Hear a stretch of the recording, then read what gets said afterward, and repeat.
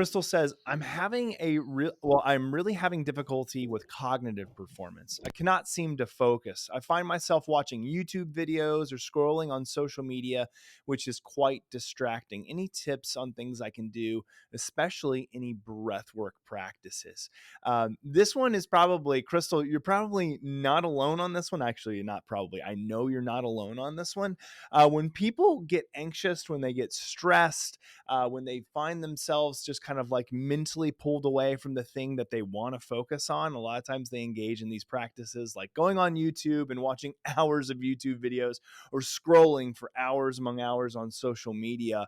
And so I think that this is a natural part of the human stress response nowadays. And I say natural response because it's becoming conditioned. People are finding that they get this immense dopamine release when they watch YouTube videos or they engage in whatever Instagram or Twitter scrolling or commenting or whatever it may be.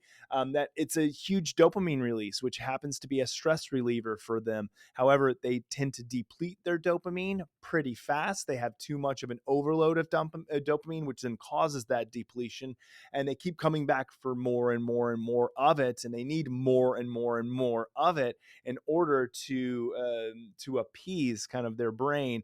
And the problem again with this is that it's a short-term quick fix, kind of like a drug. It's kind of like that shot of heroin or that line of cocaine, and people get addicted to it, and it happens more and more. So Patrick, I'm really interested, like when we think about focus, when we think about cognitive performance, when we think about the role that stress plays in cognitive performance and the role of breathing, I'm interested to hear your take. I know you have an entire book on this. I mean, your book Atomic Focus is really all about kind of these notions of distraction and the notion of cognitive enhancement through breathing.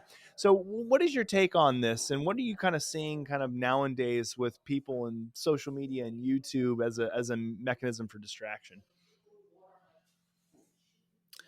Yeah, I think myself back in the day, I would have been very prone to distraction.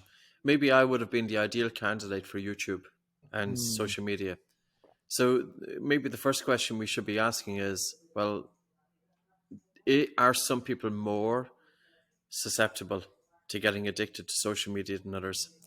Um, my own mobile phone, I don't have social media on it. I can't get into Instagram. I can't get into Facebook. So what I did was I just completely barred them. Now, even though we are on social media, but we hire people specifically, and that's their work. I think it's very important to be selective about where we bring our attention. Hmm. I think it's also very important to realize that do we really want to be manipulated? And a lot of these platforms are designed with manipulation in mind, that they're designed specifically to capture your attention because ultimately you're the product.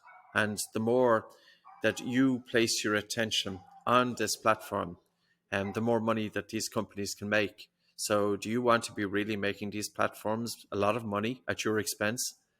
Um, Jay, it's really why, as a society, have we become very bored and we're not able to focus with boredom in terms of not that we've become very bored, but say, for example, we're sitting in a restaurant and we're on our own and we have to wait 5 or 10 minutes for the waitress to come. We can't sit there in stillness for the 5 to 10 minutes. It's a very natural reflex to reach into the phone and Mm-hmm. start scrolling through it. Mm-hmm. So we have to fill every piece of space with doing something. And this is where a practice of just taking attention onto our breathing and giving ourselves some attention, as opposed to surrendering our attention outwards all of the time. It's coming back to this: if we are practicing distraction all day long, and if we're filling every waking moment with doing and practicing distraction, then when we really need to be focused, we're not going to be as focused because we don't have the capacity. So then the tools are, well, how can we improve our concentration? How can we improve our attention span? One is to be very aware of the external distractions, and the external distractions are social media, and then to be aware of the internal distractions, but to change our physiology, not just to be aware of the mind, because I think it is very challenging for people who do have a lot of mind activity, but to change our physiology. And by doing that, we change our physiology by our breathing patterns, but our sleep as well. And of course, both of them are interconnected: physical exercise and diet. And there is a challenge as well as a parent growing up with a young teenager, that they have, of course, they have their own iPhones, but then we have to be inherently knowledgeable about the stresses that this is putting on teenage girls, especially. And Mm, to realize that what you're seeing on Instagram and what you're seeing on YouTube, it's not a reflection of normal life.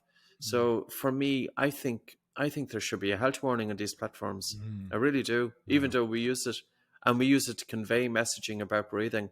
Um, it's, I would say to, I can't remember the girl's name or the lady's name, Crystal. but Crystal, I don't know, Crystal, do you want to be really giving your attention to these big platforms? They're making money on the back of you. They don't really care about you. Am I being too blunt in saying that?